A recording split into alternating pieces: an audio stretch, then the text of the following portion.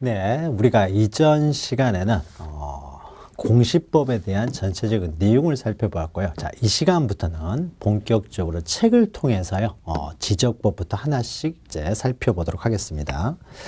자, 책을 펴시면요, 제일 먼저 파트 1 해가지고 제 1편에서 지적 이렇게 나오죠. 자, 바로 이 지적이라는 내용이요. 자, 우리가 밑에 출제 경향이라고 해서 조그맣게 써져 있는 글씨 보시면은 공간 정보의 구축 및 관리 등에 관한 법률이라고 되어 있죠. 바로 이 법을 다루는 겁니다. 이 법 안에 있는 것 중에서 특히 이제 지적에 관한 법률만 우리의 시험 범위이기 때문에 따로 빼가지고 이제 지적 이렇게 표현하고 있지만 정확한 법의 명칭은 공간 정보의 구축 및 관리 등에 관한 법률입니다. 자, 지적법부터 하나씩 하게 되는데요. 자, 우리가 지금 하고 있는 것은 기본 강의죠. 자, 기본 강의를 하고요. 우리가 내일 모레 당장 시험 보는 것은 아니기 때문에요. 우리가 지금 현재 기본 강의에서 이 공시법의 모든 내용을 여러분들에게 다 설명해 드리고 여러분들이 그것을 다 이해하려면요. 시간이 너무 많이 소요되고 자, 그리고 또 너무 많은 내용을 하다 보면 여러분들이 이제 포기할 수도 있는 거죠. 힘들어지니까요. 우리가 기본 강의하고 심화 강의를 나눠서요. 우리 기본 강의 시간에는 공시법에서 여러분들이 반드시 알아야 될 내용, 그리고 시험에 자주 출제되는 내용, 그리고 공시법을 이해하는데 반드시 필요한 내용. 자, 요 부분을 중심으로 해서 할 겁니다. 그리고 좀 추가되는 내용은요, 우리가 심화 강의 시간을 통해서 보충할 거예요. 그래서 먼저 이 전체를 빠른 시간 안에 한번 보는 것이 중요하기 때문에 주요 내용, 시험에 자주 나오는 내용을 중심으로 먼저 한번 보고요. 그리고 심화 강의를 통해서 다시 반복하면서 기본 강의 시간에 했던 내용을 반복을 하면서 더 추가될 내용들을 설명해 드리도록 하겠습니다. 그래서 이 책을요, 여러 번 반복하는 것이 중요합니다. 한 번 정확하게 정독을 하는 것도 중요한데 정독을 하다 보면 너무 시간이 오래 걸릴 수 있기 때문에요. 여러 번 반복하는 것, 이것이 중요합니다. 그래서 기본 강의 시간에는요. 특히 여러분들이 반드시 알아두셔야 될 부분을 중심으로 진행을 하도록 하겠습니다. 자, 넘기시면은요, 지적 총설 해가지고 우리가 앞에서 이제 먼저 개념적으로요. 우리가 지적이라고 하는 것은요, 그죠? 자, 토지를 지적법에서는 토지만은 다룬다고 했습니다. 건물은 다루지 않고요. 토지를 지적 공부에 등록하여 관리하고 공시하는 일련의 제도를 우리는 지적 제도로 합니다. 그러면 등록하고 관리하고 공시하는 일련의 제도인데 그중에서 가장 중요한 것은 등록이죠. 등록이 돼야 뭐 관리라든지 공시를 할 수 있으니까요. 그리고 우리가 자, 지적법에서는요, 주로 이제 지적 공부 보는 법을 다룹니다. 그럼 지적 공부를 볼 줄 알려면 어떻습니까? 어떻게 등록되는 줄 알면은 지적 공부를 볼 줄 아는 거죠. 그래서 우리 부동산 공시법 시간에는요, 결국 이겁니다. 여러분들이 공인중개사가 되신 다음에 반드시 볼 줄 알아야 되는 두 개의 장부, 즉 지적 공부하고 부동산 등기부 보는 법을 다루는 거예요. 자, 이것이 어떻게 이제 볼 줄 알려면요, 어떻게 등록되고 등기되는지를 알아야 그 내용을 정확하게 이해할 수 있으니까요. 결국은 지적법에서는 지적 공부 보는 법을 다루는데 이것이 먼저 어떻게 등록되는지를 먼저 이제 알아야 되는 거죠. 그래서 우리가 지적 그러면은 주로 등록에 대한 내용을 다루게 됩니다. 자, 그래서 여러분 지적 총설에서요, 1편에서는 제1장이죠. 지적법 제1장에서는 거의 시험 문제가 출제되지는 않습니다. 그러니까 제1장에서는 지적이란 토지를 지적 공부에 등록하는 것을 우리는 지적이라고 한다. 이 정도만 기억하시면 돼요. 그래서 17페이지 보시면은요, 거기에 뭐 공간 정보의 구축 및 관리 등에 관한 법률, 이것이 바로 이제 지적법이라고 했죠. 자, 여기 보면 이 법이 있는 목적, 이런 거 시험에 안 나오고요. 그 다음에 밑에 용어의 정의가 있는데요. 자, 지적소관청이 먼저 나오죠. 지적소관청은 그냥 옆에다가 시장, 군수, 구청장을 말한다고 보시면 돼요. 시장, 군수, 구청장. 자, 이런 사람들을 우리는 지적소관청이라고 합니다. 자세한 내용은요, 우리 깊이는 나중에 심화 강의 시간 하고요. 지적소관청은 그냥 시장, 군수, 구청장을 말한다라는 정도만 기억하시면 되고요. 그 다음에 나오는 용어의 정의, 뭐 지적 공부라든지요, 부동산 종합 공부, 연속 지적도, 뭐 필제, 자, 이런 것들은요, 우리가 앞으로 공부해야 될 내용들에 대한 정의가 있습니다. 그런데 이것은 우리가 앞으로 어떻습니까? 하나하나 이제 공부를 해 나갈 거예요. 그래서 뒤에서 이런 용어들은 다 정리를 하기 때문에요. 가끔 용어의 정의가 시험 문제에 출제되는 경우도 있습니다만 이것은요.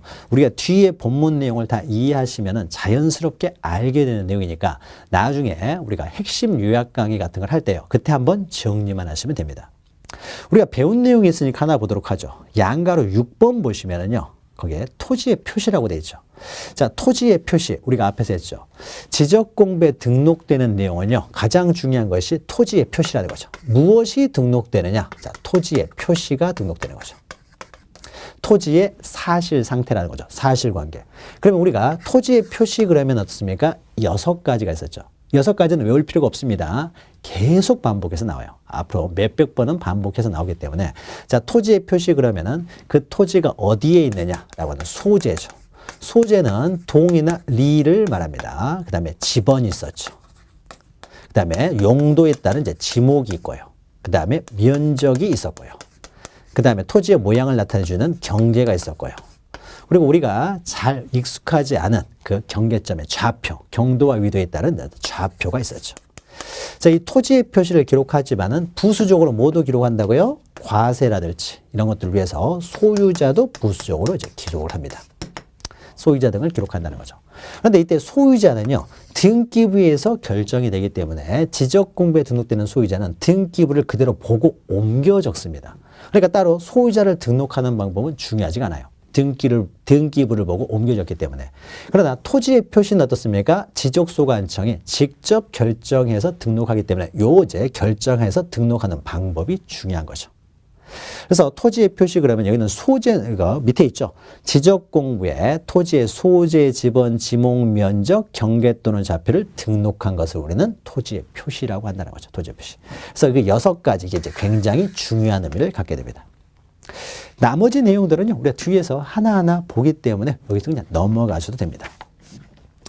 자, 그러면은 20페이지를 보시면 제2절에서요, 이제 토지에 등록해서 이제 등록 방법들이 하나씩 나오게 됩니다. 자, 여기서부터는 굉장히 중요합니다. 지적법의 이제 시작이 되는 부분으로서 굉장히 중요한 부분이 됩니다. 밑에 토지에 등록해서요, 1 보시면은 토지의 등록의 제원칙, 여러 가지의 토지 등록하는 원칙들이 있는데요. 자, 이것은 시험에 나오질 않으니까요. 그냥 넘어가셔도 돼요. 자, 2번 보시면요, 토지의 등록 단위에 가지고 있죠. 자, 우리는 토지를 세는 단위가 필지입니다. 한 필지, 두 필지, 세 필지 하는 거죠. 그래서 토지는 필지 단위로 구획이 됩니다. 따라서 등록을 할 때도요, 필지 단위로 등록을 하게 됩니다. 필지. 그러니까 한 필지 한 필지가 토지를 세는 단위예요. 그러니까 토지의 등록 단위가 바로 필지가 됩니다. 자, 그래서 이 보시면요, 토지 등록의 단위에 가지고 필지 있는데 필지 개념만 보시면 돼요. 필지는 토지 등록 단위다. 그래서 지적 공부에 등록할 때는 필지 단위로 등록한다. 자, 이 정도만 보시면 되고요. 그 오른쪽에 있는 뭐 한 필지가 되기 위한 요건, 그다음에 양입지, 이것은 그렇게 아주 중요한 내용은 아닙니다. 중요한 내용은 아니기 때문에요. 나중에요, 오른쪽에 있는 6가지 위에 있는 뭐 지번부여지역 동일, 소유자 동일, 지목 동일, 집안 연속, 축척 동일, 등기여부 일치 이렇게 되는데 위에다가 뭐만 쓰시면 되냐면요, 합병 가능 이렇게 쓰면 돼요. 합병. 그러니까 나중에 합병 시간에 공부를 합니다. 합병이 가능해야 한 필지가 될 수가 있어요. 합병이라는 것은요, 두 필지 이상을요, 두 필지로 되어 있는 것을 한 필지로 합하여 등록하는 것을 말합니다. 자, 그러면은 합병이 가능하다는 건 한 필지가 될 수가 있고요. 합병을 할 수 없으면 한 필지가 될 수가 없는 거죠. 그러니까 필지의 요건은요, 합병 가능 여부하고 바로 연결이 됩니다. 그래서 나중에 우리가 합병 시간에 따로 공부를 해요. 그래서 합병이 가능한 토지만이 한 필지가 될 수가 있고 합병할 수 없는 토지는 한 필지가 될 수가 없는 거죠. 그래서 한 필지가 되기 위한 요건, 이게 그 6가지가 한 필지의 요건인데요. 그 요건은 합병 가능 여부에서 결정되기 때문에 합병이 가능한 토지 이렇게 보시면 돼요. 이건 한 필지가 될 수가 있어요. 그래서 나중에 우리가 합병 시간에 자세히 다루게 됩니다. 그래서 이것은 뒤에서 다루고요. 양입지라는 개념은요, 요새는 잘 나오지 않습니다. 시험에서. 그러니까 이것은 그냥 넘어가시고요. 넘어가시고. 그냥 여기서는 우리는 필지 단위로 등록을 한다 정도만 기억하시면 돼요. 그래서 토지를 세는 단위가 필지라는 거죠. 지금 넘기시면요, 이제 여기서부터가 이제 본격적으로 중요한 내용입니다. 토지의 조사, 등록. 자, 여기서부터 이제 중요합니다. 자, 토지를 등록하는 것은요. 그러면은 이 토지는, 토지의 표시를 지적공부에 등록하는 사람은 누구냐? 원칙적으로 이것은 국토교통부 장관이 등록을 합니다. 그래서 자, 1 보시면은 토지에 등록해 가지고요. 밑에 국토교통부 장관이 있죠. 자, 국토교통부 장관에다 동그라미 치시고요. 자, 이 지적공부에 등록되는 소재나 지번, 지목, 면적, 경계, 좌표는 누가 결정하느냐? 이것은 국가만 결정할 수 있어요. 소유자가 마음대로 자기 지번을 정할 수가 없습니다. 소재도 마음대로 정할 수가 없고요. 자, 지적에 관한 사항은요, 원칙적으로 국가만이 정할 수 있어요. 이것을 지적국정주의라고 합니다. 옆에다가 여러분, 양가로 1번에 그 밑에 국토교통부 장관 옆에다가요, 화살표를 이렇게 쳐가지고, 이렇게 해가지고, 여기다가 지적국정주의라고 쓰세요. 지적국정주의. 자, 지적에 관한 사항, 즉, 토지의 정보에 관한, 이 토지의 표시요. 이 6가지는 국가만이 정할 수 있다는 거죠. 국가만이. 그러니까 개인이 마음대로 정할 수 있는 건 아닙니다. 이것을 지적국정주의라고 해요. 그럼 이때 국가가 정한다고 했을 때 이 토지의 표시를 정하는 국가기관이 누구냐? 바로 국토교통부 장관입니다. 국가만이 정한다고 했을 때 국가기관으로서의 국토교통부 장관, 교통부 장관이 정하게 됩니다. 원래 이 사람의 업무예요. 자, 그래서 거기 옆에 보시면은 국토교통부 장관은 모든 토지에도 동그라미 치시고요. 자, 지적공부를 두는 이유는요, 국토의 효율적인 이용을 위해서 지적공부를 둡니다. 그러면은 전 국토에 대한 정보가 필요한 거죠. 국유지건, 사유지건, 공유지건 불문하고 모든 정보를 알고 있어야 국토의 효율적인 이용을 할 수 있기 때문에 국토교통부 장관은 전국에 있는 모든 토지, 국유지를 포함해서 모든 토지에 대해서 그 필지별로 등록한다고 했습니다. 소재, 지번, 지목, 면적, 경계, 좌표 등을 조사 측량하여. 자, 조사 측량 밑에다가 뭐라고 쓰시냐면요. 실질적 심사주의라고 쓰세요. 실질적 심사 이렇게 쓰면 돼요. 자, 지적공부에는 정확한 내용이 등록되어 있어야 되기 때문에 정말로 지번이 맞는지, 지목이 정확히 돼 있는지, 면적이 맞는지를 다 조사를 한다는 거죠. 조사.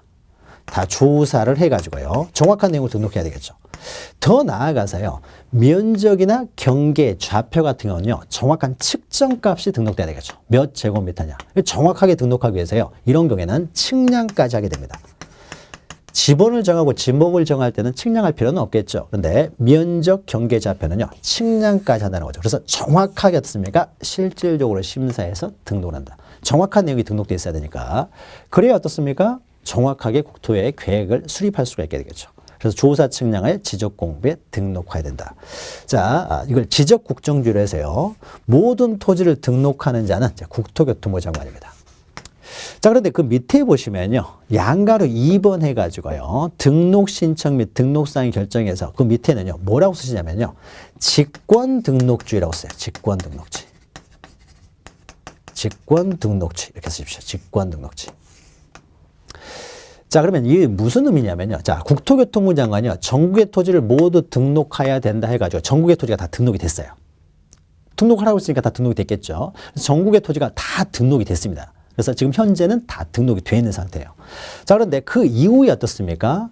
이 한 필지 토지가 지목이 바뀔 수가 있는 거죠. 이렇게 전에서 어떻습니까? 바수로 되어 있는 것을 과수원으로 바꿀 수가 있어요. 자, 지목이 바뀔 수가 있잖아요. 그러면은 지목이 이렇게 바뀔 수도 있고요. 그러니까 토지의 표시가 어떻습니까? 이렇게 변경이 될 수가 있고요. 또 때로는요. 전국의 토지가 다 등록되어 있는데 새로운 토지가 발생을 했어요. 그러니까 바다를 메웠다는 거죠. 그럼 새로운 토지가 발생하겠죠. 새로운 토지가 발생하면 그 새로운 토지에 대해서도 토지의 표시를 다 정해야 되겠죠.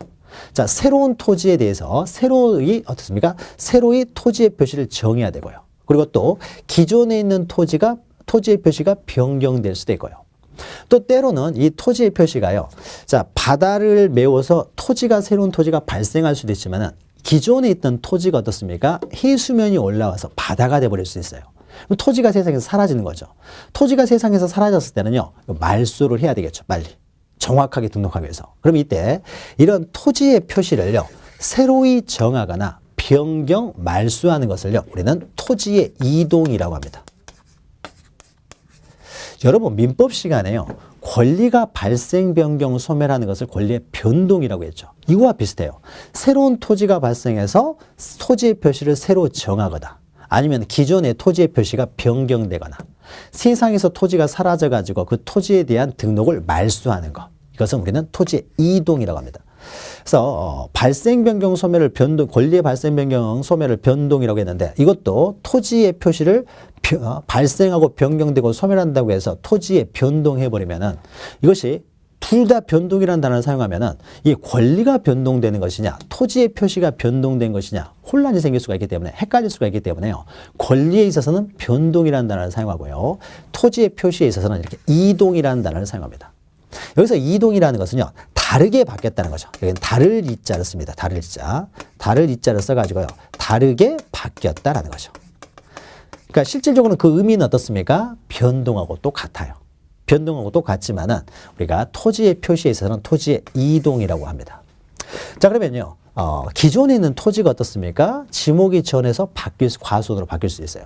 그러면은 하루에도 어떻습니까? 수많은 필지에 있어서 지목이 바뀔 수가 있는데 그때마다 국토교통부 장관이 정부에 있는 토지에 대해서 다 변경된 내용, 즉 토지의 이동이 있었을 때 그 토지의 이동 사항을 다시 다 지적공부에 등록하려고 하게 되면은 국토교통부 장관이 너무 바쁘게 되겠죠. 이것만 하느라고 하루가 다 갈 수 있는 거죠. 자, 따라서요. 일단 다 등록을 할 때는 국토교통부 장관이 다 등록을 하지만 그 이후에 토지의 이동이 발생하게 되면 그럴 때는요. 이 사람 내가 직접 하기 힘드니까 이 토지의 이동이 발생한 그 토지에 대한 토지가 있는 시장이나 구나 또는 시나 구나 군수가 시나 구나 군에 있으면은 그 시장 군수 구청장 너희 지역에 있는 토지의 표시에 이동이 발생하면은 이때는 너희 시, 너희 군, 너희 구에 있었으면은 그 시장 군수 구청장 너희들이요 직접 정리를 하도록 합니다. 그래서 일단 처음에는 국토교통부 장관이 다 정리하지만 그 이후에 토지의 이동, 토지를 새롭게 발생했다랄지 그래서 발생해서 토지의 표시를 새로이 정하거나 또는 변경 또는 말소하는 경우에는요. 이럴 경우에는요. 지적소관청에 맡깁니다. 지적소관청. 그래서 실질적으로는 어떻습니까? 지금 앞으로는 이제 다 지적소관청이 등장하게 되는 거죠. 일단 국토교통부 장관은 한 번 등록하다 끝나버립니다. 그러니까 모든 토지는 등록되어 있으니까 지금은 어떻습니까? 토지의 이동만 계속 발생하게 되는 거죠. 그러면 이 토지 이동이 발생하게 되면 그때부터는 지적소관청이 이제 결정해서 등록하라는 거죠. 그래서 시장군수구청장은 우리는 지적소관청이라고 했죠. 그래서 시장군수구청장이 직접 다 결정해서 등록하도록 합니다. 그러면 이때 시장군수구청장이 토지 이동이 있었을 때 등록할 때는요. 자, 그러면 시장군수구청장도 어떻습니까? 자기 관내를요. 혹시 지목 바뀐 거 있는지 없는지 확인하기 위해서 계속 하루 종일 돌아다닐 수는 없는 거죠. 바쁜데 그렇게 돌아다닐 수는 없는 거죠. 따라서요. 이렇게 지목이 바뀐 사실을 가장 먼저 아는 사람은 누가 되겠습니까? 그 토지 소유자가 되겠죠. 그래서 일단 정확한 내용을 빨리빨리 등록하도록 하기 위해서요. 일단 지목이 바뀌었다랄지 이런 토지의 이동이 발생하게 되면요. 토지 소유자에게 신청 의무를 부과합니다. 토지 이동에 따른 신청을 하도록 신청 의무를 부과해 가지고요. 신청을 받아서 정리를 하도록 합니다. 그래서 빨리빨리 정리하도록 하는 거죠. 근데 토지 소유자가 이런 거 잘 모를 수가 있잖아요. 몰라가지고 신청을 못해요. 신청을 못하면은 어떻습니까? 실체관계하고 부합하지 않은 상태가 지적공부에 계속 유지가 되는 거죠. 빨리 변경된 내용을 정확하게 등록을 해야 되는데 토지 소유자가 몰라서 신청 못하면 잘못된 내용이 계속 등록되어 있는 문제가 발생하기 때문에 신청이 없다라고 하더라도요. 지적소관청에 먼저 나중에 발견하면 지적소관청에서 직권으로도 정리할 수가 있습니다. 나중에 발견되면. 그러니까 원칙적으로는 신청을 받아서 정리를 하지만은 신청이 없다고 하더라도 지적소관청은 이제 직권으로도 정리할 수가 있습니다. 자, 이렇게 직권으로도 정리할 수 있기 때문에 이것을 직권등록주의라고 합니다. 직권등록주의. 우리가 나중에 등기를 할 텐데요. 등기는 원칙적으로 신청에서만 이루어집니다. 그러나 지적공부 정리는 신청이 없다고 하더라도 직권으로 정리할 수가 있다는 거죠. 자, 그 내용입니다. 자, 보죠. 밑에. 지적공부에 등록하는 지번, 지목, 면적, 경계 또는 좌표는요. 그 다음이죠. 토지의 이동에다 종료함을 치고요. 이미 다 등록된 토지에 대하여 토지의 표시를 새로 정하거나 변경, 말소하는 것을 우리는 토지 이동이라고 해요. 자, 토지 이동의 개념은요. 우리가 앞에 용어의 정의는 안 나와 있네요. 나중에 공부를 하게 됩니다. 토지 이동의 자세한 내용은. 그래서 토지의 표시를 새로 정하거나 변경, 말소하는 토지 이동 사유가 발생하게 되면, 자 보죠. 토지 이동 동그라미 치시고요. 자, 토지 소유자, 가로는 안 읽으셔도 돼요. 토지 소유자, 맨 오른쪽 보시면요. 가로 닫고 해서 토지 소유자의 신청. 자, 토지 소유자 동그라미, 그 다음 밑에 신청 동그라미 치시고요. 토지 소유자의 신청을 받아서 지적소관청이 결정을 한다는 거죠. 결정. 그러니까 지금부터는 이제 모두 토지 이동에 따른 모든 사항은요, 다 지적소관청이 결정하여 등록을 하게 됩니다. 다만 신청이 없다라고 하더라도, 즉 신청이 없다고 하더라도, 신청이 없으면 지적소관청의 직권 동그라미 치시고요. 직권으로 조사 측량하여 결정할 수도 있다라는 거죠. 그래서 직권으로도 할 수 있기 때문에 이제 직권 등록주의라고 합니다. 그래서 그 내용 좀 기억하시면 됩니다. 그 내용. 처음에 읽었던 국토교통부 장관이 모든 토지를 등록하고 그 다음에 토지의 이동이 발생했을 때는 그 다음부터는 다 지적소관청이 결정을 한다는 거죠.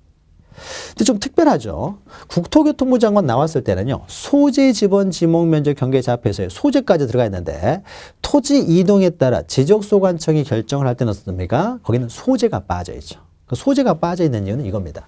소재라는 것은 동리를 말해요. 동리. 동리를 말하는데요. 지적소관청은요. 시장군수구청장이라고 했어요. 그러면은 전국의 시장군수구청장은요. 엄청나게 많죠. 몇백 명, 몇천 명 있잖아요. 그러면 이 사람들이 동 이름, 리 이름까지 정하게 되면 어떻습니까? 시장이 마음대로 동 이름을 정하다 보면요. 전국에 동일한 이름을 가진 동이 굉장히 여러 개가 생겨버릴 수가 있는 거죠. 리 이름도 동일한 이름을 가진 리 이름이 많이 생겨버릴 수가 있는 거죠. 그런데 동일한 어떤 명칭을 가진, 동일한 이름을 가진 동이라든지 리가 전국에 많이 있으면요. 혼동이 생길 수가 있잖아요. 자, 그런 것 때문에 전국에 어떻습니까? 동이나 리 이름은 되도록이면 겹치지 않는 게 좋은 거죠. 그래서 이런 동 이름, 리 이름이 겹치지 않도록 하기 위해서요. 동 이름, 리 이름, 이것은요. 전국을 관할하는 국토교통부 장관이 직접 정하도록 하고 있어요. 그래서 밑에 지적소관청이 결정하는 사항 중에서요. 동리는 빠져있죠. 즉 소재는 빠져있죠. 소재는 항상 국토교통부 장관이 직접 법으로 정하게 됩니다. 법으로. 동 이름, 리 이름은. 그래야 겹치는 이름이 잘 안 생길 테니까요. 자, 그래서 여기서는요. 우리 조사 등록해가지고 등록하는 방법에 대해서 잠깐 살펴봤어요. 자, 토지의 표시를 등록할 때는 등록하는 방법에 있어서 원칙적으로 국가가 정하지만 그 이후에 토지 이동이 발생하면 지적소관청이 결정을 한다라고 여기까지 공부를 했습니다. 자, 그러면 구체적으로 이제 토지의 표시에 대한 하나하나를 이제 지적소관청에 등록하는 방법을 보도록 하죠. 밑에 양가로 3번 보시면요. 22페이지에 직권에 의한 조사 등록 절차. 이것은 일단 이제 넘어가시고요. 아주 중요한 내용은 아니기 때문에. 자, 그러면 구체적으로 지적소관청이 토지의 표시를 등록하는 방법을 보죠. 자, 등록하는 방법과 관련돼서요. 아까 처음에 말씀을 드리길래 소재는 국토교통부 장관이 직접 법으로 정하기 때문에 따로 등록하는 절차라는 게 없어요. 국토교통부 장관이 직접 법으로 정한다는 거죠. 그러면 지적소관청이 등록하는 내용은요. 이 5가지만 지적소관청이 결정하여 등록합니다. 그래서 이 5가지 등록 방법만 보면 돼요. 그런데 이 5가지 중에서도 특히 마지막에는 좌표요. 좌표는 경도와 위도에 의해서 적게 되는데요. 이게 굉장히 전문적이고 기술적인 내용입니다. 그래서 일반인들은요. 설명을 해줘도 이해하기가 굉장히 어려워요. 따라서 우리가 좌표를 등록하는 방법은요. 따로 공부하지를 않습니다. 그러니까 좌표의 개념만 아시면 되고요. 따로 등록 방법은 다루질 않아요. 따라서 결국 지적소관청의 토지 표시를 등록하는 방법. 자, 이제 여기다 지적소관청 쓰면 되겠죠.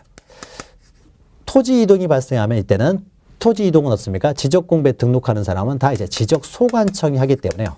국토교통부 장관은 맨 처음에 한번 등록하고 끝인 것이고요. 지금부터는 다 이제 지적소관청만 등장을 하는 거죠. 자, 그러면 토지를 지적공부에 지적소관청에 등록하는 것은요. 이 5개가 되지만은 우리 시험과 관련돼서는요. 이 4가지의 등록 방법만을 다루게 됩니다. 그래서 지번, 지목, 면적, 경계 이제 등록 방법들을 하나하나 보게 됩니다. 자, 그래서 23페이지요. 로마자 2번 보시면 가장 먼저 지번의 이제 등록 방법이 나옵니다. 지번. 자, 지번부터 하게 됩니다. 자, 지번에 먼저 의의에서 개념이 있는데요. 개념. 자, 토지 등록의 단위구역인 필지에 따라서 지리적 위치와 고정성, 개별성을 보장하기 위해서 리동 단위로 필지마다 아라비아 숫자로 순차적으로 토지에 붙어있는 번호에다 동그라미 치면 됩니다. 토지의 등록, 한마디로 말하면요. 토지의 등록번호예요. 토지에 등록되어 있는 번호라는 거죠. 그냥 개념이 별로 어려운 건 아니죠. 토지마다 등록되어 있는 그 등록된 번호를 우리는 지번이라고 한다는 거죠. 토지의 번호, 지번이 되는 거죠. 자, 지번은 간단하게요. 토지의 등록, 번호를 말한다라고 보시면 돼요. 자, 넘기시면요. 지번부터는 굉장히 중요합니다. 지번 매년 나오고요. 지목도 매년 시험 문제 나오고 면적과 경계도 돌아가면서 한 문제 정도는 반드시 나오기 때문에 중요한 내용이에요. 자, 넘기시면 양갈 2번 보시면 지번의 이제 표기 방법이 나옵니다. 표기. 야, 지번의 표기 방법도 중요합니다. 동그라미 1번 보시면 지번은요. 아라비아 숫자로 표기합니다. 그럼 우리가 지번을 보면요. 우리가 구주소는 다 지번으로 되어 있기 때문에 지번을 보면 이런 것들이 있어요. 자, 보죠. 24번지. 또 27의 3번지, 또 산 3번지, 산 7의 1번지, 이렇게 이제 표기가 됩니다. 자, 그러면은 이런 표기의 의미를 지금 볼 겁니다. 의미를. 자, 그러면요. 이때 먼저 24번지가 있고 27의 3번지 이렇게 있죠. 여기서는 산 3번지고 산 7의 1번지 이렇게 있어요. 자, 그럼 맨 앞에 나와 있는 번호 있죠. 이것이 바로 본래적 지번입니다. 그래서 본래적 지번이다 그래서요. 이것들을 본번이라고 합니다. 본번. 본번이라고 하고요. 그 다음에 본번 뒤에 나오는 줄 표시를 하면서 나오는 번호들이 있겠죠. 이것은 본번에 부수적으로 나온 번호다 그래서요. 이런 것들은요. 우리가 부번이라고 합니다. 부번. 본번에 부수적으로 나오는 번호다 그래서 부번 이렇게 표현합니다.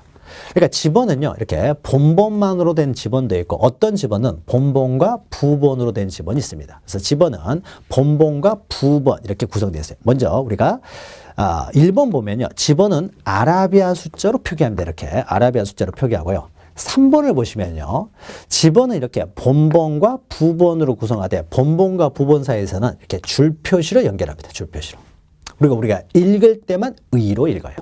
그러니까 쓸 때도요, 지적 공부에 등록할 때도 27에 3 이렇게 써서는 안 된다는 거죠. 표기할 때는 반드시 줄 표시로만 하는 것이지 의자로 표기해서는 안 돼요. 우리가 편지 쓸 때는요, 이렇게 해도 오긴 옵니다. 그러나 지적 공부에 등록할 때는 이렇게 한글을 사용하는 것이 아니라 이렇게 부호, 줄 표시로 등록을 하는 거예요. 그리고 우리가 읽을 때만 의로 읽는 것이지 표기도 의로 표기해서는 안 된다는 거죠. 그래서 줄 표시로 연결하고요. 이것을 읽을 때만 의로 읽습니다. 자, 그러면은 우리가 지번의 표기 방법과 관련돼서 본번과 부번에 대해서 살펴봤고요. 근데 여기 보면요, 어떤 지번들 앞에 산자가 붙어 있어요. 산자가. 자, 이것은 무엇을 의미하는지 보죠. 자, 이것은요, 우리 아픈 역사와 연결되어 있습니다. 자, 설명을 드리면은요, 우리가 근대적인 지적 공부예요. 자, 우리가 지적 공부는요, 과세를 위해서 처음에 만들었다고 했습니다. 자, 그러면은 삼국시대에도 과세를 했겠죠. 삼국시대에도 지적 공부는 있었어요. 조선시대에도 과세를 위해서 지적 공부는 있었어요. 그런데 이 삼국시대나 조선시대에 있었던 지적 공부는요, 근대적인 지적 공부는 아니었어요. 그러니까 좀 조잡하게 돼 있었고요. 지금 우리가 현재 가지고 있는 근대적인 지적 공부는 언제 만들어지냐면요, 일제 때 만들어집니다. 그래서 일제 때 만들어진 지적 공부를 아직도 우리가 그대로 사용하고 있어요. 그래서 일제 때 만들어진 거예요. 자, 그러면 일본 애들이요, 우리나라를 침략해 들어와 가지고 지적 공부를 만들게 되는 경우는 우리나라가 이렇게 쓰면 어떻습니까? 일본 애들이 우리나라를 침략해 들어와 가지고요, 우리나라에서 뭘 가져가려고 하는데요, 우리 조선시대에 있는 지적 공부는 자세히 나와 있지 않다 보니까 어디서 뭐가 나고 이런 걸 잘 모르겠더라고요. 지적 공부만 봐서는. 그러니까 일본 애들이요, 그 정보들을 수집을 합니다. 뭘 알아야 뭘 가져가든지 하겠죠. 그래서 정보를 수집하기 위해서요, 정보를 이제 전국에 있는 토지들의 정보들을 이제 정리를 합니다. 그래서 근대적인 지적 공부가 만들어져요. 물론 우리나라를 위해서 만들어진 것이 아니라 지혜들이 어떻습니까? 뺏어가려고 만든 거죠. 자, 그러면요, 전국에 토지된 정보들을요, 쭉 수집해가지고 지적 공부를 만듭니다. 그래서요, 토지대장을 만듭니다. 토지대장을 먼저 만들어요. 자, 그런데 토지조사 사업을 통해서 토지대장을 만드는데요, 우리나라 전국토의 70%는 임야로 되어 있는데 임야까지 다 조사하려면 시간이 너무 오래 걸리기 때문에 임야를 제외하고 사람이 사는 곳들만 먼저 조사를 합니다. 토지대장을 만들어요.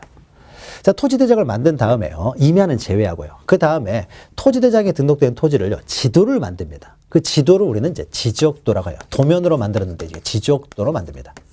사람들이 지적도를 만들 때는요, 지도를 만들 때는 실제 토지를 어떻습니까? 줄여서 등록을 해야 되겠죠. 이거 축척이라고 하는 거죠. 줄여가지고 이제 도면을 만드는데 이때 지적도를 만들 때 얘들이 사용했던 축척이요. 1200분의 1로 줄여가지고 이제 도면을 만들었어요. 자, 그래서 토지대장을 만들고 지적도를 만든 다음에 전국에 있는 거기서 어떻습니까? 나오는 것들 다 수탈에 갑니다. 수탈에 가고요. 가져갈 거 다 가져간 다음에 이제 남는 게 이제 임야거든요.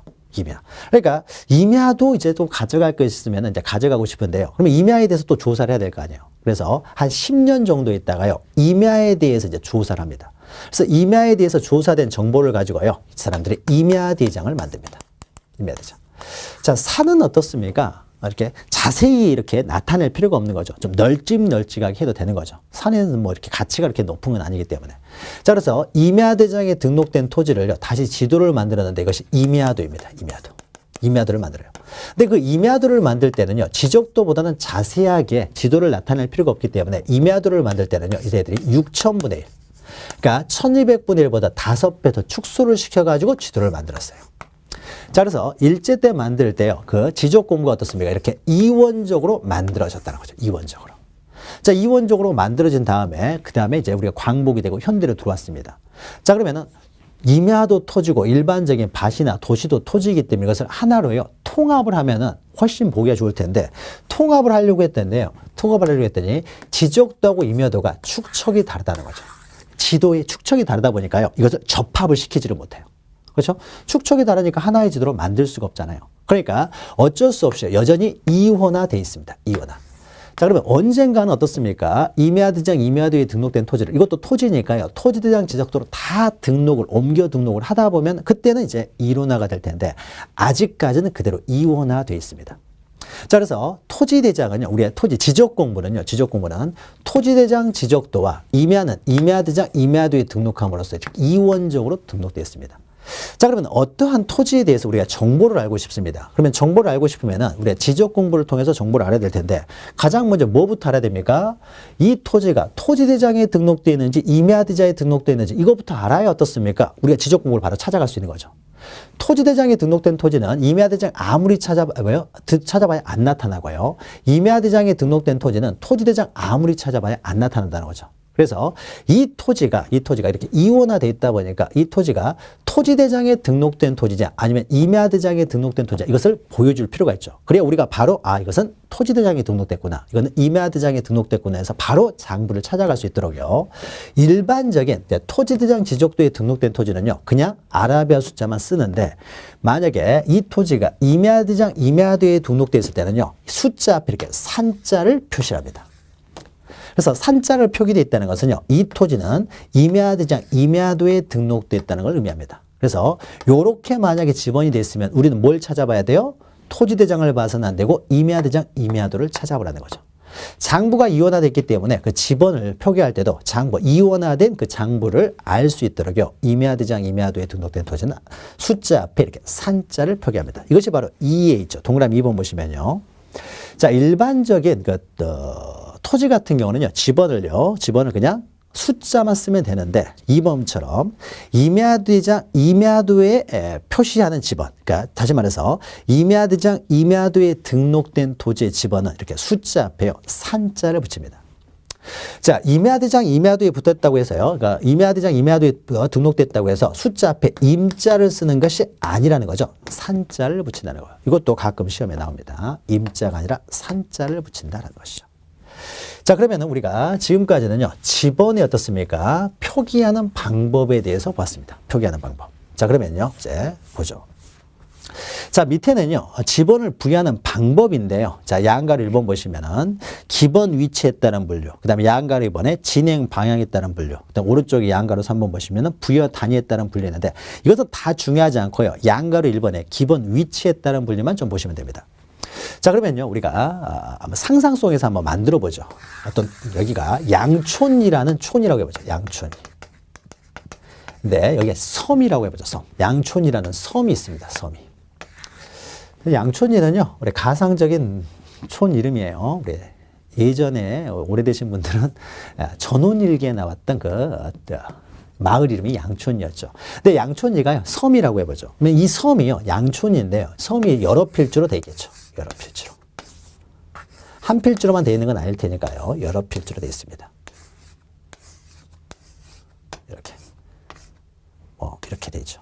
자, 여러 필두로 되어 있으면요. 여기는 만약 임야가 아니라면요. 산자를 붙이지 않고 지번을 부여합니다. 그러면 여기서 지적소관청에서 지번을 부여할 때요. 이제 1번지부터 부여할 거 아니에요? 그러면 1번지부터 부여할 때, 자, 보죠. 자, 여기서부터 1, 2, 3 이렇게 나갈 것이냐, 아니면 여기서부터 1, 2, 3 이렇게 나갈 것이냐, 위에서부터 1, 2, 3 나갈 것이냐, 밑에서부터 1, 2, 3 나갈 것이냐. 아주 기본적인 내용인데 이것도 시험 문제 나옵니다. 우리가 책을 읽을 때 어떻습니까? 왼쪽 위에서부터 쭉 읽어가죠. 오른쪽 아래로 읽어갑니다. 자, 그러니까 지번을 부여할 때도요. 왼쪽 위에서부터 시작을 합니다. 기번을 한다는 거죠.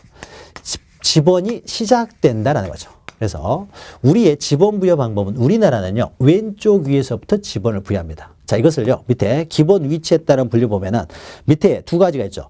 북동기본법하고 오른쪽에 북서기본법이 있죠.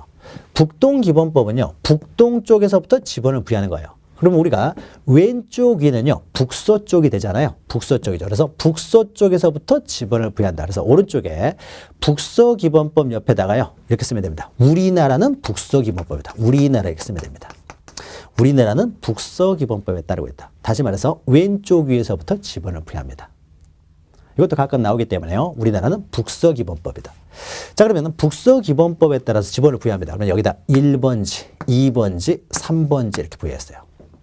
자, 그러면요. 여기 1, 2, 3 한 다음 어떻습니까? 다시 4번지 이렇게 부여해버리면 어떻습니까? 1번지 옆에 4번지가 되기 때문에 4번지를요. 3번지 옆에서 우리는 4번지를 찾을 텐데 4번지가 이쪽으로 가버리면요. 지번이 연속되지 않음으로써 3번지 옆에서 4번지를 찾을 수가 없게 되는 거죠. 따라서요. 지번은 끊이지 않고 이렇게 연결되게 지번을 부여합니다. 그래서 다시 이쪽으로 가는 것이 아니라요. 여기다가 연결돼서 4번지, 5번지, 6번지, 7, 8, 그 다음 밑으로 와서 9, 10, 11, 12, 13, 14, 15 이렇게 하는 거죠. 물론 지번이 이렇게 하면 좀 어색하니까 이렇게 할 수도 있습니다. 그러니까 연결만 되면 되기 때문에 10, 이렇게 여기다가 10, 11, 12, 13, 14, 15 이렇게 해도 되고요. 그러니까 연결돼서요. 쭉 이렇게 연결되게 지번을 부여한다는 거죠. 자, 그러면 북서기본법에 따라 지번을 부여했습니다. 자, 북서기본법이 우리의 지번부여 방법이라는 것만 기억하시면 되고요. 나머지 지번부여 방법은 시험에 안 나오니까 모르셔도 됩니다. 시험에 정말로 중요한 내용은요. 우리 지번을 표기하는 방법 중요하고요. 그 다음 25페이지 보시면은 4 보시면요. 토지 이동에 따른 지번부여 방법. 여기가 이제 시험 문제에 계속 자주 나오는 내용이기 때문에 자, 요 내용을 봅니다. 먼저 양가로 1번 보시면요. 신규 등록과 등록 전환에 따른 지번부여 방법인데요. 자, 등록 전환은요. 우리가 나중에 토지 이동에서 자세히 다루게 됩니다. 그러니까 등록 전환은 신규 등록과 동일한 방법으로 지번을 부여하는데 등록 전환은 좀 어려운 내용이니까 뒤에서 다루기로 하고요. 그 개념은 신규 등록만 보도록 하죠. 등록 전환과 동일한 방법인데 자, 신규 등록은 뭐냐면요. 이런 거예요. 새로운 토지가 발생하면 최초로 등록하는 것이 신규 등록입니다. 자, 이 섬마을이 있는데요. 지번이 다 부여되는데요. 여기에 새로운 토지가 발생을 했어요. 새로운 토지가. 바다를 매입해가지고 매립을 해서요. 새로운 토지가 발생을 했습니다. 자, 그러면 새로운 토지가 발생이기 때문에 새롭게 어떻습니까? 지적공부에 등록을 해야 되겠죠. 자, 그러면 이때 이 토지는 몇 번지를 부여하느냐라는 겁니다. 자, 그러면 우리가 지번을 부여할 때는요. 본번이 있고 이제 부번이 있는데요. 부번이 많아지면 어떻습니까? 지번을 보는 게 굉장히 불편해집니다. 17에 20번지 이렇게 나오면 굉장히 불편해지는 거죠. 그래서 지번을 부여할 때는 원칙적으로 본번으로 부여할 수 있으면 그냥 본번만으로 부여하는 걸 원칙으로 합니다. 근데 본번만을 부여했을 때는 뭔가가 좀 어색해요. 좀 불합리하다고 느끼게 되면 그때 이제 부번을 사용을 합니다. 그러면 이때요. 자, 만약에 이 지번 부여 지역에서 지금 최종 지번은 몇 번입니까? 15번지죠. 쭉 해가지고 마지막 번지가 15번지입니다. 자, 그러니까 새로운 토지가 나오면 여기에 16번지를 부여하게 되면 어떤 일이 발생합니까? 15번지 옆에서 16번지를 찾을 수가 없게 되는 거죠. 16번지 옆에서 15번지를 찾을 수도 없게 되는 거죠. 그러니까 지번을 16번지 본번을 부여하는 걸 원칙으로 하는데 본번을 부여하게 되면 불합리한 결과가 발생한다는 거죠. 자, 그래서요. 이럴 때는 본번을 부여하지 않고요. 이럴 때 이제 부번을 사용합니다. 어떻게 사용하느냐? 인접 토지가 3번지죠. 그러니까 3번지 옆에요. 3에다가 부번을 붙여서 3의 1번지 이렇게 부여합니다. 3의 1번지 이렇게 부여하게 되면 어떻습니까? 3의 1번지를 우리는 3번지 옆에서 쉽게 찾을 수가 있게 되겠죠. 그래서 최종 이 지번 부여 지역, 우리가 지번 부여 지역을요. 리라 동이나 리를 지번 부여 단위 지역이라고 합니다. 그래서 우리는 동마다 리마다 새롭게 1번지부터 시작되는 거예요. 그러니까 만약에 여기 서초동이 있고요. 여기 방배동이 옆에 있으면요. 서초동에서부터 1번지 시작을 한 다음에요. 방배동으로 넘어오게 되면 방배동에서 다시 1번지, 2번지 시작됩니다. 그러니까 동리가요. 지번을 부여하는 단위 지역이에요. 그러니까 전국을 단위로 해서 1번지부터 쭉 부여하게 되면요. 뭐 100만 21번지, 100만 22번지 계속 나가버릴 테니까요.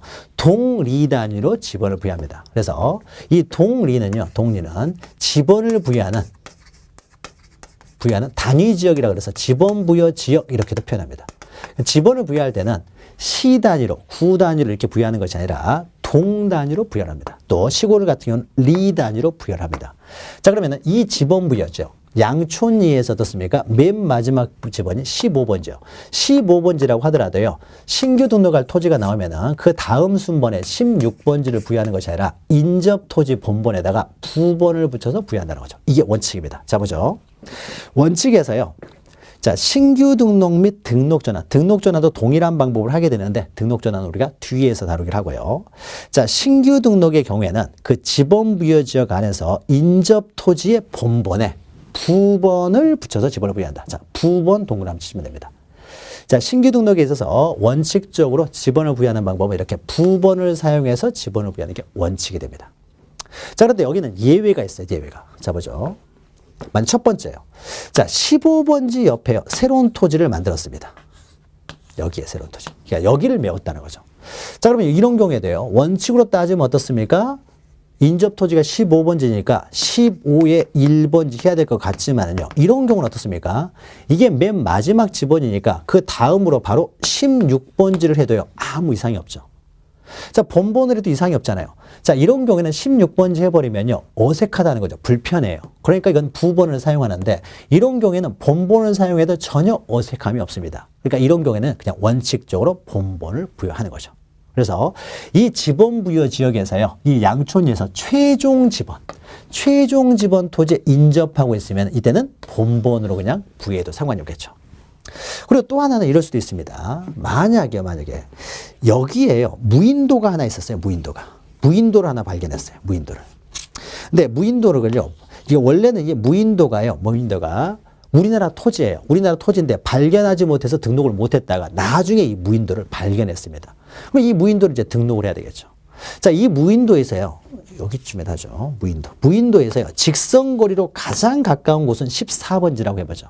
뭐 이런 경우에 인접 토지의 부번이니까 14에 1번지 할 필요가 있느냐, 14에 1번지 할 필요가 있느냐.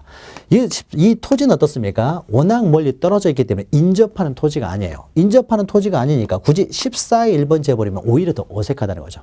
인접하지도 않으니까. 자, 이건 인접하고 있으니까 3에 1번지 하면 어울리지만은 이건 멀리 떨어져 있는데 14에 1번지 해봤자 별 의미가 없는 거죠. 따라서 이렇게 멀리 떨어져 있는 토지는 이 지번 부지요. 즉 양촌리에서 최종 지번이 16번지면 그 다음에 그냥 17번지라는 것이 훨씬 편리한 거죠. 그래서 이렇게 멀리 떨어져 있는 토지는요. 최종 지번 다음 순번에 그냥 본번으로 부여할 수가 있습니다. 자, 또 하나는 이런 또 예가 있어요. 만약에 9번지 옆에도요. 새로운 토지를 만들었습니다. 근데 여기는 굉장히 넓게 만들었어요. 그래서 여러 필지가 만들어졌습니다. 여러 필지가. 자, 그러면요. 이것은 멀리 떨어져 있지도 않고요. 최종 지번 토지에 인접하지도 않고 하니까 어떻습니까? 원칙으로 가서요. 9번지에 인접 토지 본번에 부번을 붙이기 시작하면 어떻게 되겠습니까? 9에 1번지에 9. 그 다음에 뭐라고 해야 돼요? 9에 2번지, 9에 3, 9에 4, 9에 5, 9에 6, 9에 7, 9에 8, 9에 9, 9에 10. 계속 부번이 늘어나는 거죠. 그러니까 모양이 너무 안 좋다는 거죠. 부번이 너무 늘어나니까. 따라서 이런 경우에도요. 만약 이 지번 부여죠. 즉 양촌리의 최종 지번이 17번이면요. 그 다음 순서대로 18, 19, 20, 21, 22, 23, 24, 25, 26, 27 이렇게 본번을 부여하게 되면요. 이 두 토지는 좀 거리가 있어 보이지만 나머지 토지들은 어떻습니까? 깔끔하게 정리가 되는 거죠. 자, 그래서 자, 이렇게 여러 필지를 등록을 할 때는요. 굳이 부번을 부여하지 않고 이렇게 본번으로 부여할 수가 있다는 거죠. 자, 이 예외입니다. 자, 보죠. 예외 해가지고요. 자, 보죠. 다음에 어느 하나에 해당하는 경우에서요, 세 가지가 나옵니다. 넘기시면 나올 텐데, 이거 뒤에서 이제 다시 나오니까 보죠. 다음에 해당하는 경우에는 그 지번부여 지역의 동리를 우리는 지번부여 지역이라고 했습니다. 단위 지역. 최종 본번 다음 순번부터 이렇게 본번, 자, 본번에다 동그라미 치시고요. 본번으로 해서 순차적으로 지번을 부여할 수도 있다는 거죠.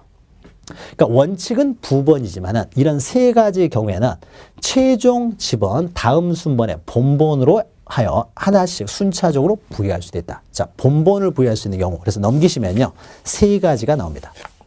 자, 먼저 동그라미 1번 보시면요, 나오죠.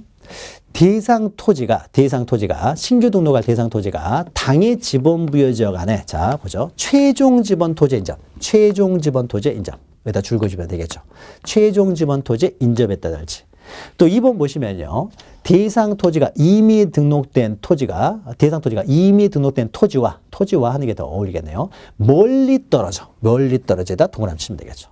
멀리 떨어져 있어서 부번을 부여하는 것이 좀 불합리하다는 거죠. 멀리 떨어져 기억하시고요. 3번은 대상 토지가 여러 필지 동그라미 치면 되겠죠. 이렇게 여러 필지로 되어 있을 때는, 이럴 때는 최종 지번, 그 지번 부여 지역의 최종 지번 다음 순번으로 이렇게 본번으로 부여할 수가 있다라는 거죠. 시험 문제는요, 이렇게 나옵니다. 본번이냐 부번이냐 이게 나오기 때문에 원칙은 부번이지만 예외적으로 본번을 부여할 수 있다. 자, 이거 기억하시면 됩니다. 자, 신규 등록할 때 지번 부여 방법이고요. 양가로 2번 보시면 이제 분할이 있어서의 지번 부여 방법입니다. 분할. 자, 분할은요, 우리가 뒤에서 공부하게 될 텐데요. 분할이라는 것은 한 필지를요, 여기 한 필지가 있습니다. 갑이 소유하는 한 필지가 있는데 이것을 두 필지 이상으로 나누어 등록하는 것을 우리는 분할이라고 합니다. 한 필지가 너무 커가지고 사는 사람이 없으면요, 이렇게 쪼개서 팔 수 있는 거죠. 이것을 이제 분할이라고 합니다. 분할. 자, 그러면 이 토지가요, 100번지 토지였어요. 100번지를 둘로 분할합니다. 자, 그러면은 한 필지는요, 100번지를 둘로 분할하기 때문에 한 필지는요, 이것을 100번지로 할 수도 있고요, 요걸 100번지로 할 수 있습니다. 두 필지 중에 한 필지는요, 분할 전의 지번을 부여합니다. 그러면 요 토지를 100번지로 했을 때요, 나머지 토지는 몇 번지로 할 것이냐죠. 101번지 해버리면 안 되겠죠. 101번지는 옆에 있을 거 아니에요. 그러니까 101번지를 써서는 안 되는 것이고요. 그럼 이때 몇 번 해야 되느냐? 이때는 어쩔 수 없이 이때 이제 부번을 사용하는 겁니다. 그래서 100번지고 101번지를 써서는 안 되고 여기다 부번을 부여해서 100의 1번지 이렇게 합니다. 만약에 여기다가 100번지를 부여했을 때는 이 토지에다가 100의 1번지라고 하는 거죠. 그러면 이렇게 할 것이냐, 이렇게 할 것이냐는 이건 선택적으로 행사하면 됩니다. 선택적으로 하면 됩니다. 자, 그러면 만약에요, 이 토지를 100번지로 하고요, 이 토지를 100의 1번지로 했다고 해보죠. 자, 그 다음에요, 100의 1번지를 둘로 다시 또 나눕니다. 그러면 한 토지는 100의 1번지를 그대로 사용하고요, 나머지 한 토지는 몇 번을 해야 되겠습니까? 그 다음 순번에 부번을 부여해야 되겠죠. 100의 2번지. 자, 그러면 이 상태에서요, 또 이걸 100번지를 둘로 나눕니다. 둘로 나누면 어떻습니까? 이걸 또 둘로 나눴어요. 자, 그러면 한 필지는 100번지면요, 나머지 필지는 어떻습니까? 101번지를 써서는 안 되기 때문에 부번을 사용해야 되는데 어떤 부번을 사용할까요? 100의 1번지 해버리면 안 되죠. 100의 1번지는 여기 있잖아요. 100의 2번지에서도 안 되겠죠. 100의 2번지 있으니까 어떻습니까? 이 본번에 부번이 있는 번호를 찾습니다. 그래서 최종 부번이 몇 번지를 봐가지고요, 그 번번에 최종 부번이 2번지까지 있다 그러면 그 나머지, 그 뒷번호에 3번지. 그러니까 최종 부번 다음 순번에 부번을 붙이는 거죠. 이렇게 이제 지번을 부여하게 됩니다. 자, 그래서 원칙 보시면, 자, 보죠. 분할 후의 필지 중 한 필지의 지번은요, 분할 전의 지번, 여기다 동그라미 치시고요. 한 필지는 분할 전의 지번을 그대로 사용하면서 나머지 필지의 지번, 여기 중요합니다. 나머지 필지의 지번은요, 부번을 사용하는데 어떤 부번을 사용하느냐? 그 본번에 최종 부번을 보는 거죠. 부번을 사용하는데 어떤 부번을 사용하느냐? 그 본번에 최종 부번을 보고요. 최종 부번이 100의 2번지면 그 다음 순번에 부번을 사용한다는 거죠. 자, 부번을 붙이는데 어떤 부번이냐? 그 본번에 최종 부번 다음 순번으로 부번에다 동그라미 치시면 됩니다. 자, 분할을 하게 되면 이렇게 항상 부번이 생깁니다. 그래서 내가 소유하고 있는 토지가요, 100의 17번지다라고 하게 되면요, 이 토지는 원래는 커다란 100번지였어요. 그런데 이 토지가요, 17번 분할이 이루어졌다는 거죠. 그러니까 이걸 의미하는 거죠. 분할이 이루어지면 항상 부번을 사용하게 됩니다. 자, 그러면요, 부번. 그래서 여러분, 밑에 그림이 있죠? 그림이 보시면요, 방금 설명했던 내용이에요. 자, 20번지를 둘로 분할하면 20, 또 하나는 20의 1번지예요. 근데 20번지를 또 세수로 분할하네요. 그러면은 하나는 20, 하나는 20의 1번지가 밑에 있으니까요. 20의 2, 20의 3. 그 다음에 20의 1번지를 또 한 번 둘로 분할합니다. 그럼 하나는 분할전의 집원인 20의 1번지를 하고요. 나머지는 몇 번을 해야 돼요?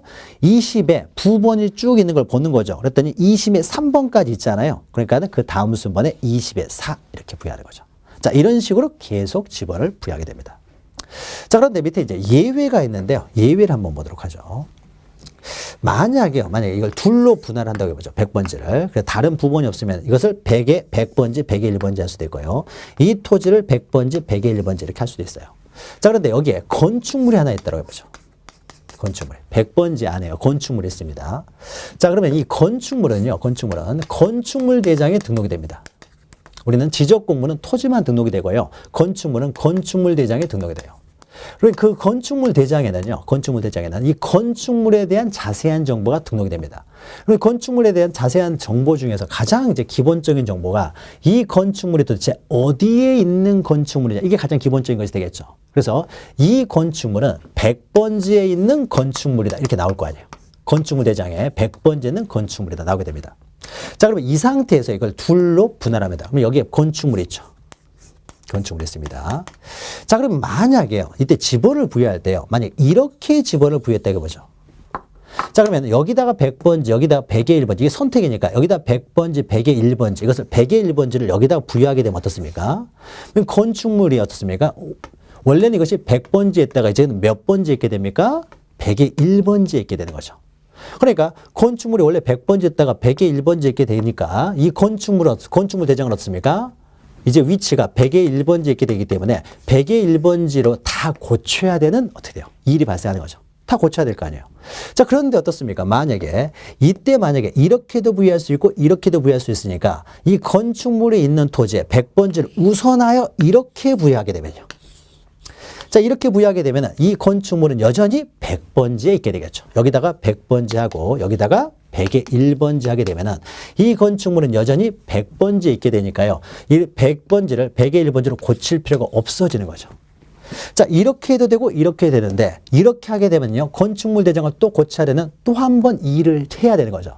근데 애초에 이렇게 집원을 부여해버리면요. 건축물 대장을 고칠 필요가 없으니까 어떻게 해야 되겠어요? 이때는 이렇게 하라는 거죠. 어차피 선택적인 것이기 때문에 이렇게 하게 되면 건축물 대장 고칠 필요가 없기 때문에요. 자, 그러니까 다시 설명하면 이렇게 되겠죠. 분할을 하는 과정에 있어서요. 한 필지 여기에 건축물이 있으면요. 건축물이 있는 토지에 분할전의 지번을 우선하여 부여하도록 하는 거예요.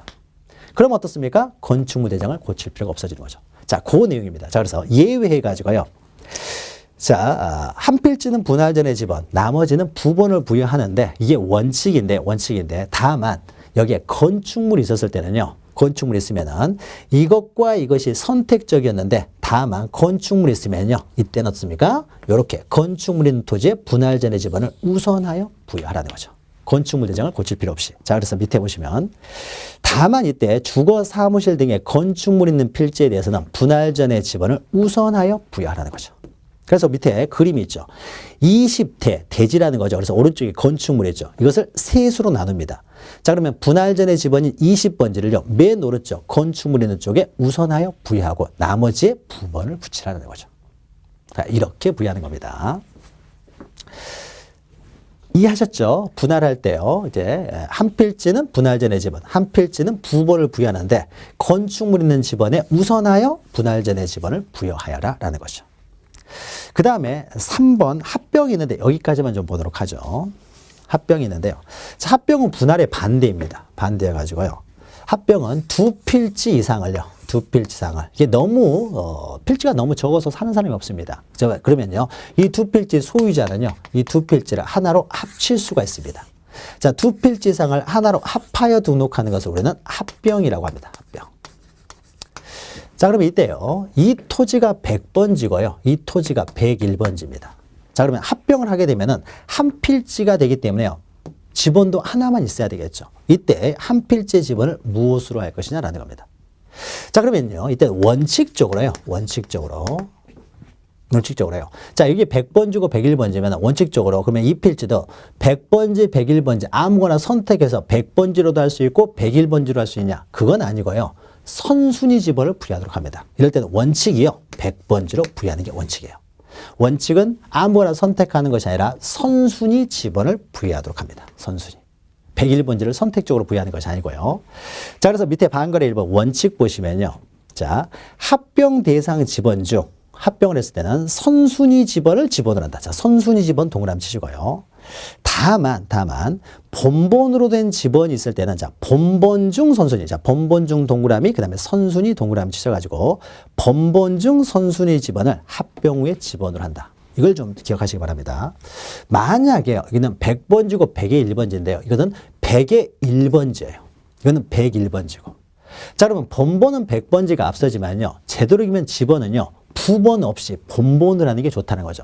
따라서 이 토지가 100의 1번지고 이 토지는 101번지면요. 이건 본본으로 돼 있고 이건 부본으로 돼 있잖아요. 그때는 본본으로 된 101번지를 부여한다는 거죠. 101번지. 근데 둘 다 본본으로 돼 있으면 본본 중에 뭐요? 선순위. 하나는 부본으로 있고 하나는 본본으로 있으면 본본으로 부여한다는 거죠. 자, 그 이해가 오른쪽에 보시면요. 그림이 있죠. 자, 먼저 오른쪽에 있는 그림을 보죠. 자, 14의 1, 12의 5, 15, 16의 4 이렇게 돼 있으면요.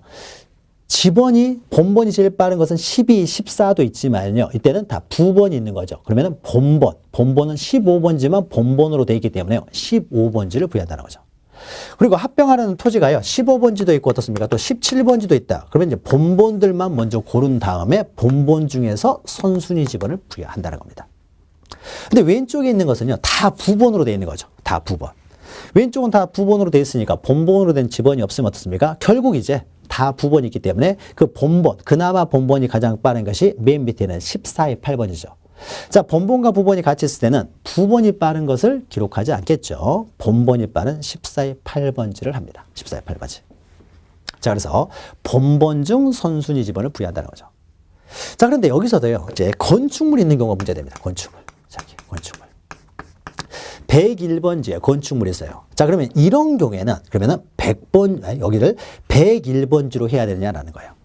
우리가 건축물 있는 지번 없습니까? 거기다 우선하여 분할할 때는 우선하여 지번을 부여하라고 했는데요. 그러면 이런 경우에도 101번지 건축물이 있으니까 이런 경우도 그러면은 이 합병의 지번은 101번지로 해야 되느냐? 그렇지가 않습니다. 우리가 아까요. 분할 같은 경우는요. 여기다가 100번지, 그 다음에 여기가 100의 1번지, 여기다 100번지, 여기다 100의 1번지는요. 이건 어차피 둘 중에 하나가 선택적이었다는 거죠. 선택적이었으니까 이왕이면은 건축물이 있는 쪽에 우선하여 부여하라는 것이었어요. 근데 우리가 합병에 있어서는요. 이것이 선택적인 게 아닙니다. 원칙이 100번지예요. 그러니까 건축물이 있다고 하더라도요. 원칙적으로는 100번지를 부여합니다. 이게 원칙이에요. 자, 그러면은 여기 건축물이 있으면 어떻습니까? 원칙적으로 100번지를 부여한다는 거죠. 건축물이 있다고 하더라도. 그런데요. 그러면 어떻습니까? 이 건축물은 원래 101번지 건축물 대장은 어떻습니까? 건축물 대장에는 이 건축물이 101번지에 있다라고 했는데 이것이 합병해서 100번지로 되면 어떻습니까? 이 건축물이 이제 100번지에 있게 되니까 이것을 100번지로 다 고쳐야 되는 수고가 또 한 번 생기겠죠. 또 한 번 일을 해야 되는 거죠. 그러니까 또 한 번 일을 하려고 하니까요. 이 사람이 피곤하다는 거죠. 소유자가. 그래서요.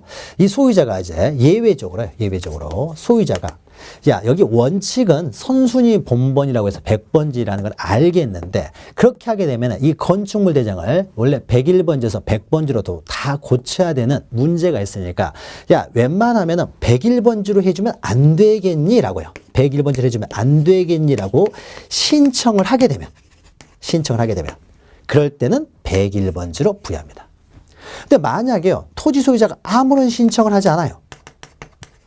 이걸 101번지로 해주세요라고 신청을 하지 않으면요. 신청을 하지 않으면은 원칙으로 100번지로 가버리는 거고.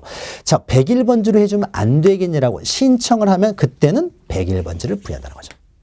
그러니까 분할에 있어서는요. 이게 선택적이었기 때문에 신청을 하든 말든 신청을 안 해도요. 당연히 건축물 있는 토지에 분할 전의 지번을 먼저 부여합니다.